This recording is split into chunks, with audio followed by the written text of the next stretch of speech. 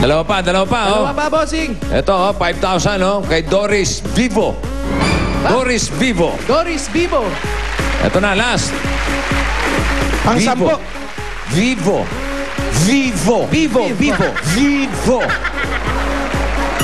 Ay, Vovo.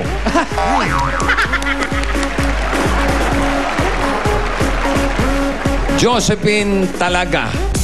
Josephine Talaga. Josephine Talaga o Talaga. Hindi nga, talagang si Josephine yun. Carlito Meron pa? Gatbunton. Tony Okay, Banyola. one more time para doon sa mga nalingat. Ito yung mga mananalo ng tigpa 5,000, mga taga-barangay Bayanan, Muntinlupa City, Carlito Gatbunton, Tony Banyola, Petra Dolyaton, Imelda Timtiman, Lolita Gumatay, Armando Tugado, Maria Miliana, Efraim Palma, Doris Vivo, and Josephine Talaga. Hihintayin kayo ni Paolo at ni Wally doon sa bahay ni Nancy Dolyaton, 149 Solema Street. Ito. At Nakahanda na yung 5,000 namin. Nabibigay. oo, bigyan yung mga tigpa 5,000 tapos yung mga plastic ipunin na lang natin. Opo, Okay? yes, bossing. Maraming salamat at congratulations sa ating mga Dabber Gods sa Muntinlupa City. Talagang pag may bayan na yan, sigurado ang swerte for everyone. Oy, yung registration nga pala ng team ng One for All for One ay nasa barangay Mabanogbog.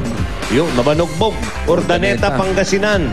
Wala ho sa ibang barangay, Mabanogbog. At bukas panibagong barangay na naman ang magbabayan niyan para sa kanilang swerte dito sa One for All for One, Bayanihan of the FIFO. Okay, sa aming pagbabalik, ikaw na, the best ka.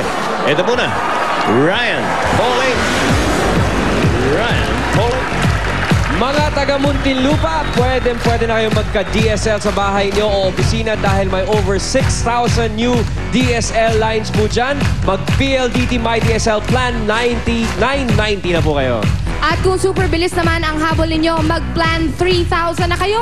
Up to 5 Mbps na ang speed. Unlimited pa ang internet surfing. Punta na kayo sa mga PLDT booths sa lugar niyo or you can log on to www.myworldmydsl.com. Aha! At sa pagbabalik namin, level up na ang ikaw na The Best Ka!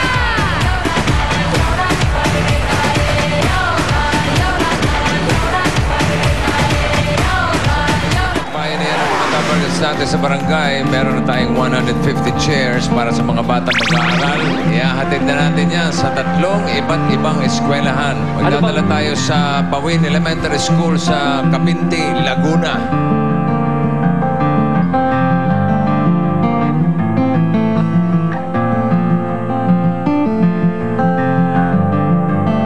Sa wakas, pagkatapos naming tumawid ng 3 ilog at mga taniman ng palay, nakarating na kami at nandito na kami ngayon sa Bawin Elementary School dito sa Cavite, Laguna para ihatid ang mga silyo na ipon sa Plastic ni One Project. Tignan nyo naman ang mga silya nila. Sira-sira na, ayan o, gula-gulanit na. At higit sa lahat, kinakalawang pa. Hindi maganda yun para sa mga batang mag-aaral. Kaya, sugod bahay gang! Palitan na ang mga silya na ito. Ipasok ang mga silya.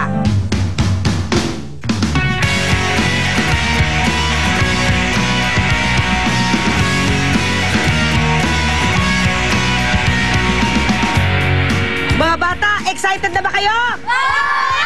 Oh, ayun na yung mga silya nyo. Let's go!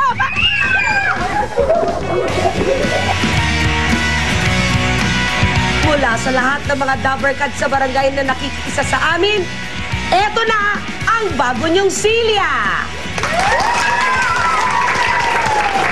At hindi lang yan. Siyempre, pag may silya, paano kayo magsusulat? May lalagyan pa naman kayo ng lapis dito.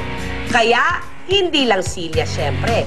Meron din kayo mga bagong school supplies! Damit mula sa Garfield!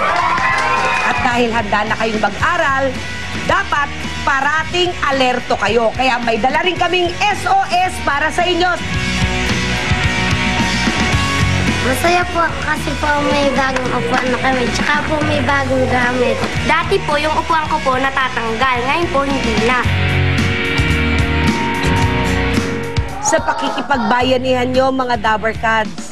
Ang mga estudyante ng Pawin Elementary School ay may bagong pag-asa ngayong pasukan. Maraming salamat mula sa Plastic Liwan.